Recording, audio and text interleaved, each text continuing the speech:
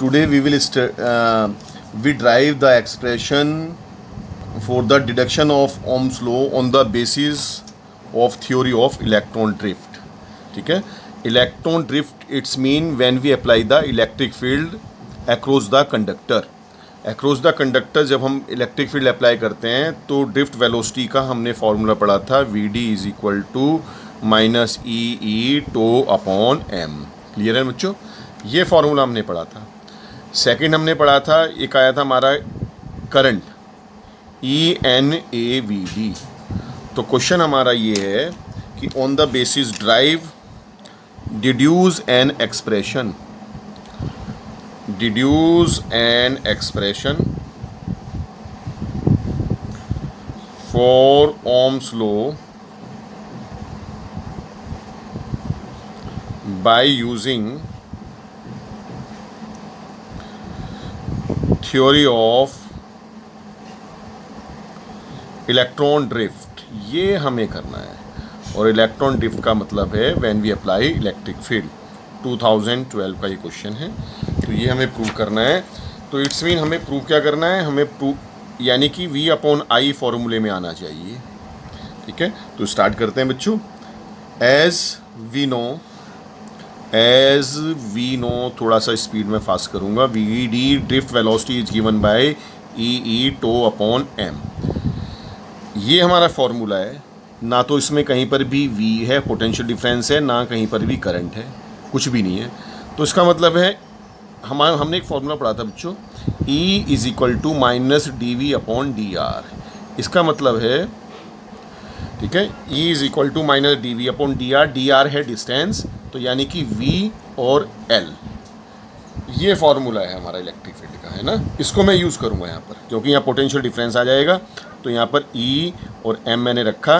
E की जगह क्या रखा पुट मैंने, V अपॉन L, और यहाँ पर क्या आ गया, टो. क्लियर है. तो इसका मतलब पोटेंशियल डिफरेंस तो फॉर्मूले में आ गया. And drift and current is equal to INAVD. ये फॉर्मूला पढ़ा था जब हमने when we apply electric field across the conductor. अब ये ड्रिफ्ट वेलोसिटी का फॉर्मूला यहाँ पुट कर देते हैं. ठीक है, तो ENA, अब ये रहा फॉर्मूला VD की जगह EMVL और टो. क्लियर है. हमने यहाँ फॉर्मूले में एक देखा है कि फॉर्मूले में पोटेंशियल डिफरेंस आ गया और करंट हमारा ये रहा. तो उस पोटेंशियल डिफरेंस को यहाँ से चुरा लेते हैं. तो चुरा के क्या मतलब है, I अपॉन V नीचे ले आते हैं, तो क्या बचता है, E square NA tau upon ML. ये बचता है बच्चों.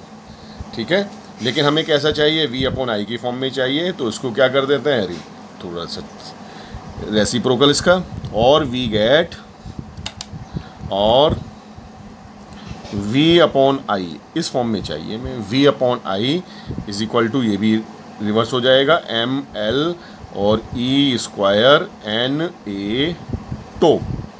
ये फार्मूला है. और V अपॉन I किसके इक्वल होता है, R के इक्वल. तो ये फार्मूला हमारा आ गया बच्चों. It's mean we can say where R is equal to ML E square NA tau is equal to constant. इसको याद रखेंगे, है ना. ये आ गया. क्लियर है. तो रेसिस्टेंस का एक फॉर्मूला भी आया. तो हमने डिडक्शन ऑफ ओम्स लॉ, तो इसे कहते हैं deduction of Ohm's law by using electron drift theory. Electron drift का मतलब है जब when we apply the electric field we get drift velocity ये और I ये. ठीक है, क्लियर है. अब देखते हैं नेक्स्ट बच्चों.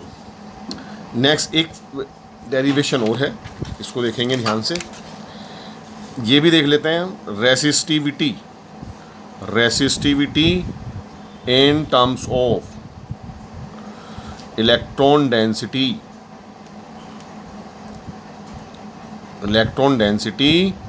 and relaxation time. याद रखेंगे आज से कि रेसिस्टिविटी किस पे डिपेंड करती है. ये हमने कर लिया. Clear.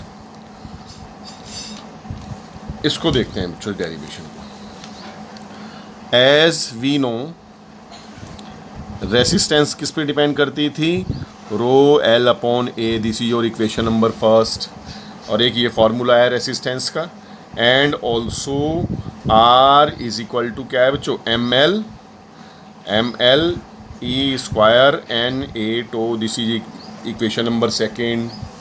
From first and second से देख लेते हैं।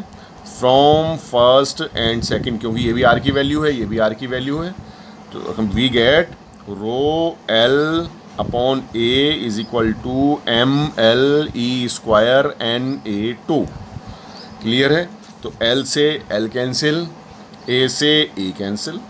इसका मतलब है लेंथ पे भी डिपेंड नहीं करती रेसिस्टिविटी, और एरिया ऑफ क्रॉस सेक्शन पे भी डिपेंड नहीं करती, यानी कि resistivity does not depend on the dimension of the conductor. Clear है? एन ई स्क्वायर टू, ये फाइनल फॉर्मूला है। ठीक है, तो कंक्लूजन क्या निकलता है? रेसिस्टिविटी डिपेंड ऑन द, किस किस पे डिपेंड करेगी? इलेक्ट्रॉन डेंसिटी पर, number of electron per unit volume, इस पे डिपेंड करेगी, है ना। ये देखना इन्वर्सली प्रोपोर्शनल है या डायरेक्टली प्रोपोर्शनल है, ये ध्यान रखना, क्योंकि इसमें हमें ग्राफ बनाने हैं इंपॉर्टेंट। सेकंड क्या है? रिलैक्सेशन टाइम पे भी डिपेंड करती है। ठीक है ना। हमें क्या लगता था? हमें इस फॉर्मूले से लगता था कि रो का फॉर्मूला ये पढ़ा था हमने, तो यहाँ से लग रहा था कि हमें एरिया पे डिपेंड करती है, एल पे डिपेंड करती है, लेकिन ऐसा नहीं है ना। तो resistivity does not depend on the dimension of the conductor, इन पे डिपेंड नहीं करती है। इन पे कौन डिपेंड करती है? रेसिस्टेंस डिपेंड करती है। ये रेसिस्टेंस, क्योंकि यहाँ पर रो कांस्टेंट था, देखो यहाँ पर ये रो कांस्टेंट है, तो रेसिस्टिविटी का इनसे कोई मतलब नहीं है, लेंथ और एरिया से। ऐसे ही एक फॉर्मूला था, वी डिपेंड था आई पर, है ना। तो वी आई पर डिपेंड है, लेकिन प्रोपोर्शनल हटाएंगे तो आई आर, यहाँ पर आर आ जाएगा। इसका मतलब नहीं है कि आर का इनसे कोई रिलेशन है, आर यहाँ पर कांस्टेंट है। तो रेसिस्टेंस ना पोटेंशियल डिफरेंस पे डिपेंड करती है ना करंट पे, रेसिस्टेंस डिपेंड करती है लेंथ पे और एरिया पर, और रेसिस्टिविटी डिपेंड करती है इलेक्ट्रॉन डेंसिटी और रिलैक्सेशन टाइम पर। क्लियर? चलिए स्टूडेंट।